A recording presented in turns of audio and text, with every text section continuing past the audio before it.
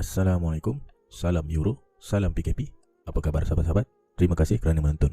Baik, untuk kali ini saya akan berkongsi dengan sahabat-sahabat pendapat saya siapakah 15 orang pemain yang menjadi pilihan saya untuk match day 3. Baik, apa yang sahabat-sahabat sedang lihat sekarang ialah pemain kesebelasan utama yang menjadi pilihan saya untuk match day 3. Pemain-pemain ini saya pilih kerana jadual perlawanan mereka lebih awal daripada jadual perlawanan pemain-pemain di bangku simpanan saya yang saya akan tunjukkan sebentar lagi. Baik, untuk match day 3 saya memilih penjaga gol saya ialah Gianluigi Donnarumma. Saya yakin mesti ada sahabat-sahabat yang tanya, bukankah Itali dah layak ke peringkat kalah mati? Ya, saya tahu, betul. Tetapi saya tak fikir Roberto Mancini akan rotate Donnarumma. Sekarang ni dia dah ada 2 clean sheet dan kita tahu saingan terdekat untuk Golden Glove bagi kejohanan ni ialah Jordan Pickford dari England dan Rob Olsen dari Sweden. Jadi Rob Olsen dan Jordan Pickford confirm akan main untuk match day 3. Jadi kalau dia rotate Donnarumma akan terlepas peluang untuk mengejar trofi Golden Glove jika dia tidak bermain pada match day 3. Jadi untuk moral sebagai penjaga gol, saya yakin Roberto Mancini akan menurunkan Donnarumma. Tapi apapun, jangan risau kerana Itali bermain pada perlawanan pertama. Jadi sejam sebelum perlawanan, sahabat-sahabat boleh tengok line up dulu. Untuk backline, bahagian defense, saya menggunakan 3 defense dahulu. Pertama, liner daripada Austria. Yang kedua, pertahanan Denmark, Maehle. Yang ketiga ialah Ricardo Rodriguez daripada Switzerland. Di bahagian midfield, saya memilih Xherdan Shaqiri, midfield pasukan Switzerland. Ivan Perisic, midfield pasukan Croatia. Andrei Yarmolenko, midfield pasukan Ukraine. Dan yang terakhir, saya memilih Raheem Sterling daripada England. Yang mana kita semua tahu pada game yang lepas, England sekadar seri 0-0 dengan Scotland. Jadi untuk perlawanan yang terakhir, sangat penting England memerlukan kemenangan. Baik, untuk bahagian serangan, bahagian forward saya memilih Marko Arnautovic, penyerang pasukan Austria, Brian White, penyerang pasukan Denmark, dan Breel Embolo, penyerang pasukan Switzerland. Baik, apa yang sahabat-sahabat lihat di hadapan sahabat-sahabat ni, pemain-pemain yang saya pilih ni sama ada dia memerlukan kemenangan ataupun sekurang-kurangnya draw. Dan lebih kritikal lagi, ada pasukan yang perlu menang. Bukan sahaja menang, dia perlu menang besar. Dan pula mengharapkan pasukan di dalam kumpulan mereka kalah. Contohnya pasukan Denmark, dia perlu menang, tetapi dalam masa yang sama dia perlukan jaringan yang besar dan juga dia perlu mengharapkan Finland kalah kepada Belgium.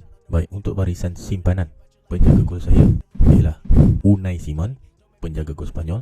Pertahanan lagi 2 ialah Jordi Alba dan Danielson. Danielson ni ialah pertahanan dari Sweden. Dan midfield simpanan saya ialah Ferran Torres. Baik, mungkin ada sahabat-sahabat yang bertanya, yang berlega-lega dalam otak dia, kenapa pilihan pemain simpanan saya tak ada pemain-pemain Jerman? Kan Jerman menentang Hungary. Baik, saya jawab. Bagi pandangan saya, setelah melihat game di antara Portugal dan Hungary, saya tak yakin match tersebut akan memberikan jaringan yang besar. Baik, sahabat-sahabat kena tahu saya membuat pandangan saya ni sebelum saya melihat game di antara France menentang Hungary. Jadi apapun keputusan di antara France dengan Hungary, saya masih menetapkan pendirian saya tak akan ambil pemain Jerman selain barisan pertahanannya. Bahagian serangan saya tak berapa yakin kerana ada lagi jadual perlawanan yang lebih mudah atas kertas untuk pemain-pemain tersebut perform. Itu sebabnya saya tak ambil pemain-pemain Jerman kerana Hungary akan bermain di home di hadapan penonton sendiri. Kalau sahabat-sahabat tengok pasukan Hungary bermain masa melawan Portugal, penyokongnya saja dah penuh stadium. Jadi itu akan mempengaruhi. Baik, di hadapan sahabat-sahabat sekarang, sahabat-sahabat lihat, ini adalah pasukan yang saya panggil pasukan taruhan saya, pasukan gamble lagi ni, di mana pemain-pemain yang beranak panah. Kalau sahabat-sahabat lihat, ada 3 pemain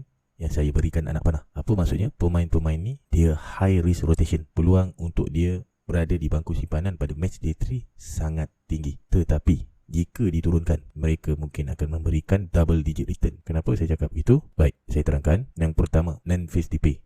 Saya rasa ada kemungkinan kecil dia diturunkan kerana dia ingin mengejarkan trofi kasut emas. Memandangkan dia tengah top form di level club, mungkin dia nak cari trofi pribadinya untuk kejohanan ni. Sama juga kes dengan Romelu Lukaku. Baik, sekarang ni 2 gol ada ramai, lebih kurang 4 atau 3 orang, saya pun lupa lah. Dan yang leading top scorer sekarang ialah 3 gol, Republic Czech punya penyerang. Jadi saya fikir 2 pemain pilihan saya, pemain gamble ni saya pilih adalah kerana sebab pribadi, trofi kasut emas untuk Euro. Dan yang terakhir, pemain taruhan saya ialah Denzel Dumfries, yang mana sahabat-sahabat tahu pemain ini bermain di bahagian pertahanan, tetapi 2 kali permainan, 2 kali game, 2 gol. Dan corak permainannya memang tak macam defend, lebih kepada winger. Jadi sekiranya dia start game pada match day 3, saya yakin dia akan jaringkan lagi gol. Baik, saya rasa itu saja pandangan dan pendapat yang saya nak kongsikan dengan sahabat-sahabat. Sekiranya rasa membantu, boleh ikut. Kalau rasa Apalah pandangan dia, tak boleh pakai lah. Terima kasih saya ucapkan kepada yang mendengar. Dan nasihat terakhir saya, bagi yang nak beli pemain, saya cadangkan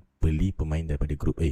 Sebab sahabat-sahabat dah nampak line up, baru boleh beli, confirm main. Jadi itu saja dari saya. Terima kasih kerana menonton sekali lagi. Bagi yang belum subscribe, saya mohon bantu saya subscribe channel ni. Jadi saya boleh meneruskan memberikan sahabat-sahabat pandangan dan pendapat saya pada masa akan datang berkaitan fantasi.